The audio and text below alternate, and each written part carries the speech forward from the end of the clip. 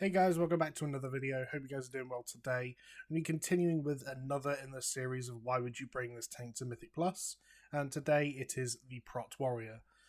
So there's a couple of reasons why Prot Warrior have kind of people want to bring them to dungeons right now. Obviously recently they were buffed, which always brings a little bit of hype around the class anyway. But I think Prot Warriors still have a certain amount of things that they can bring and be viable with. So the first one that I'm going to mention that is probably the no-brainer is damage. Prot Warriors, while they may not have the best pure single target damage, they have some very, very, very high AoE damage. And a lot of that is used in conjunction with having to use Rage on Revenge over Shield Block and things like that. So absolutely, you have to trade survivability for damage. But the damage they get is higher than probably any other tank but Vengeance Demon Hunter. Maybe even Vengeance Demon Hunter, honestly. And that's really, really nice to see, actually. Because you have to trade your survivability to do that. So it's quite a nice thing. The other thing I've also noticed is that the Covenant abilities for Prot Warrior that you would typically use, being Night Fae and Kyrian, also do quite a lot of damage. I mean, it's not uncommon for me to walk into a pack as a Night Fae Prot Warrior and pull 30k DPS, 20k DPS on a pack while CCing 5 mobs, while giving myself a haste bonus and things like that. So damage is definitely something that you would bring a Prot Warrior for. I think a very well geared, well statted, and I'll explain what I mean by well statted in a second, but you bring all that to a group in a Prot Warrior, I think they are going to be very much competing with your DPS in terms of pulls, especially in a puck. So the second part is skill cap. I would say Prot Warrior has probably the highest skill cap out of any tank. I don't think I'd really need too much convincing to convince people of that.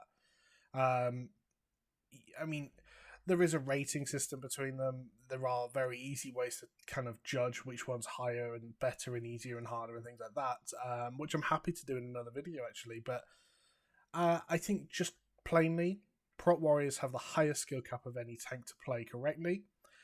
And some people are very excited and interested for that. And while it doesn't seem like a pro to bring a Prot Warrior, typically the people playing Prot Warriors, and not everyone, so please don't take this as gospel, but the people playing Prot Warriors have to be slightly better at the game just to pull off Prot Warrior correctly. Which means they're likely to know the dungeon route. They're likely to know this. They're likely to know that. Well, that's not always the case, but I found more consistently the random Vengeance Demon Hunter at the moment who has played this class for 10 minutes doesn't have a clue about routes, doesn't have a clue about which mobs he wants to stun or interrupt or things like that. Whereas the Prot Warriors, because they're having to play a difficult class, they need almost every advantage they can get in a run at the moment. They know the route, they know the pulls and things like that. So it's something that the higher skill cap classes either perform incredibly well, and I'm really, really impressed and excited about them, or it's someone that's just re-rolled to them and has no idea how to play the class. And you just have to hope that you get the right person and that you do a little bit of research on them, see if they've got prior time and things like that, of course. But yeah, I think they have a very high skill cap, and I think all of that amounts to them really being able to perform at a high level. And thirdly is some of the highest damage mitigation in the game. So what do Prot Warriors have in terms of mitigation? They have Shield Block, which is now possible to keep up around 80% of the time is what we're seeing in Mythic Plus as a good run. That means, when I say keeping up 80% of the time, that's blocking 80% of the hits. That means 80% of the hits that hit you is already being mitigated. That's really high and really nice. You have Ignore Pain. Now, again, Ignore Pain is that choice. You either do damage with Revenge or you survive with Ignore Pain. There is some argument to say that Revenge also has survivability in that if you kill mobs quicker, they're not hitting you. I agree, I like this logic. You have Demoralizing Shout, which is a kind of a short cooldown, which usually reduces the damage by 20%, I believe.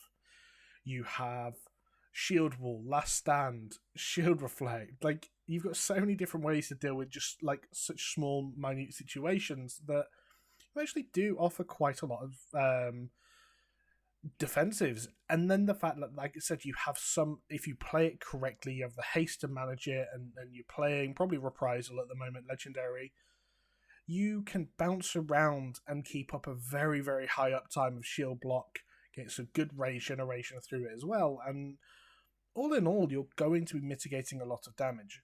The one disadvantage around mitigation and things like that, you have almost no self-healing at all. Which, yes, it sucks. It's difficult to play with because, obviously, if your healer's not great, you will find yourself struggling at times.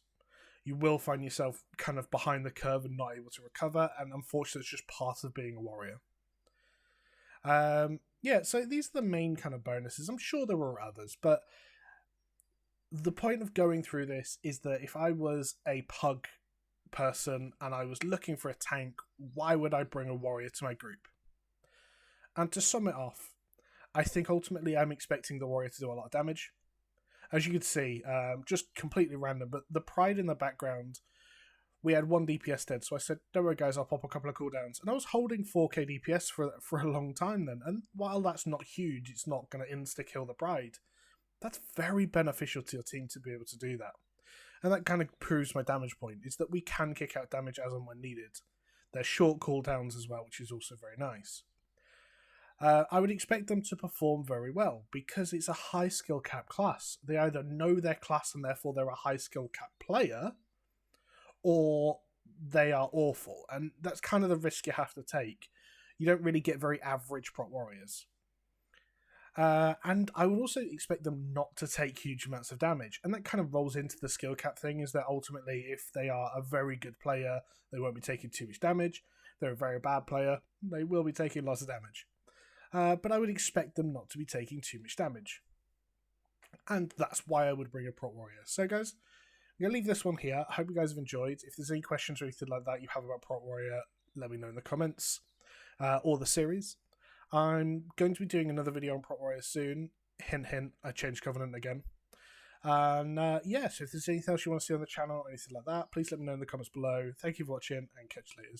Goodbye, guys.